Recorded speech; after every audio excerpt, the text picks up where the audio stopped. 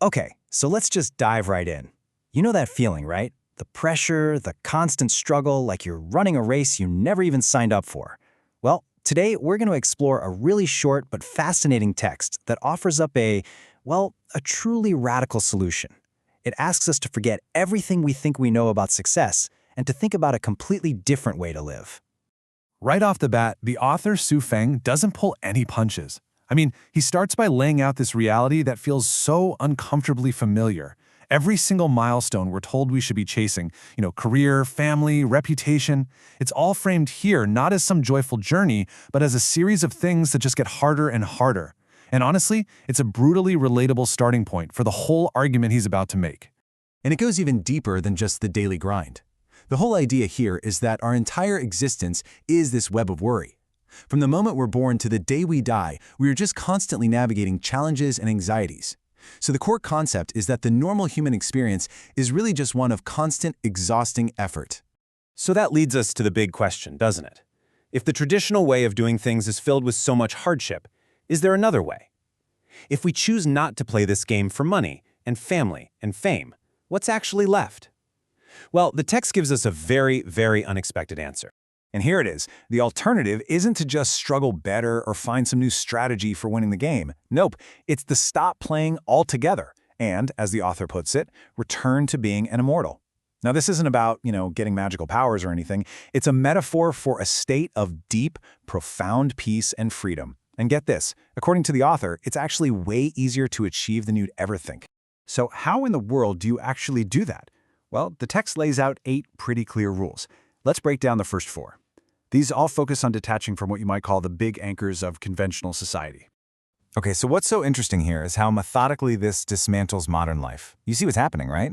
Step 1 gets rid of all the domestic and financial burdens. Step 2 removes all those big, heavy ideological and political debates. Step 3 rejects social climbing and networking. And Step 4, that gets rid of status symbols.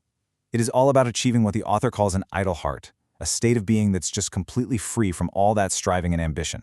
And I think this next part is so important, because it's really easy to hear the word detachment and just think of a lonely, isolated life.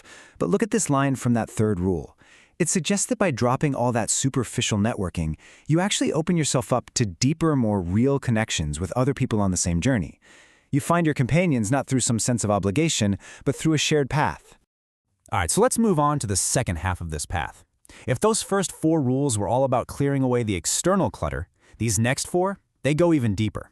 They're about rewiring your internal world, really freeing your mind from the habits that cause us so much stress. So the key takeaway here is the sense of internal release. You let go of ambition. You just abandon judgment and gossip. You find financial peace simply by wanting less. And then there's step 8, which I find really powerful. It's this call to just stop following the crowd and instead learn to look at the frantic human world with a kind of lighthearted detachment. And you can see that core shift in values so clearly right here. On one side, you've got the endless race of conventional life. More wealth, more status, more opinions. And on the other, you have the immortal path. Being free of debt, talking about simple things, climbing your own path, and having a quiet, idle heart. It's a complete reversal of what our culture usually tells us is important. So, after all that letting go, what's the actual payoff? Well, the text has this beautiful phrase for it. Tasting the flavor of being an immortal. And again, it's not about literally living forever. It's about achieving this state of mind, this incredible freedom and contentment, where all those anxieties that used to eat you up just fade into the background. And this line from the final rule, I just love it. It really captures the entire spirit of this philosophy for me. Because this isn't meant to be some grim, joyless exercise in self-denial. The ultimate goal is actually a joyful release. The ability to look at what the text calls the fleeting human world and simply laugh, letting go of all the worries you once held on to so tightly. And this brings us to what might be the most provocative statement in the entire piece. After laying out this path that seems to demand giving up basically everything, the author makes a pretty stunning claim that achieving these 8 points is actually easy. In fact, he argues it's easier than the constant struggle of the life we're all so used to. And that's really the thought I want to leave you with. On one hand, yeah, giving all this up sounds like an impossible, monumental task. But then you have to ask yourself, Isn't the life we're already living also incredibly hard? All that constant striving and worrying and competing. So the real question is this path of radical simplicity truly easy, or is its very simplicity the most profound challenge we could ever possibly face?